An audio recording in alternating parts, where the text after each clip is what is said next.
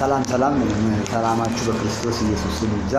ዛሬ ደግሞ ክፍል 3ን ስሙ በሚል ርዕስ ወይም የእግዚአብሔር አዲሱን ስም ማወቅ በሚል ርዕስ ክፍል 3ን እቀጥላለሁ ማለት ነው። ከእናንተ እግዚአብሔርን የሚፈራ የባሪያውንም ቃል የሚሰማ በጨለማም የሚሄድ ብርሃንም የሌለው ነገር ግን በእግዚአብሔር ስም የሚታመን በአምላኩም የሚደገፍ ማን ነው? ብርሃን የሌለው ይላል፣ በእግዚአብሔር ስም የሚታመን በአምላኩ የሚደገፍ ይላል። ሶስቱ ቃላቶች ኢየሱስ የተጠራበት ነው። ለምን? አምላክ እግዚአብሔር ብርሃን ነውና። ሌላ አለ የሚል ኢየሱስ የሚለው ስም የአምላክ የእግዚአብሔር ስም አይደለም፣ ብርሃን አይደለም፣ መድኃኒት አይደለም የሚል ሰው ካለ ማስረጃውን ማቅረብ ይችላል።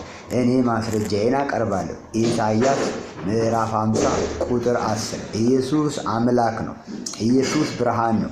ኢየሱስ መድኃኒት ነው። ኢየሱስ አምላክ ነው።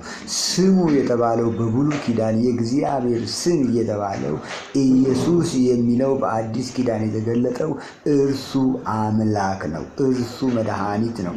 ከእርሱ ውጭ ሌላ አምላክ የለም። እርሱ ብቸኛና ብቸኛ አምላክ ነው። ስለዚህ ፎሎ ሼር አድርጉኝ።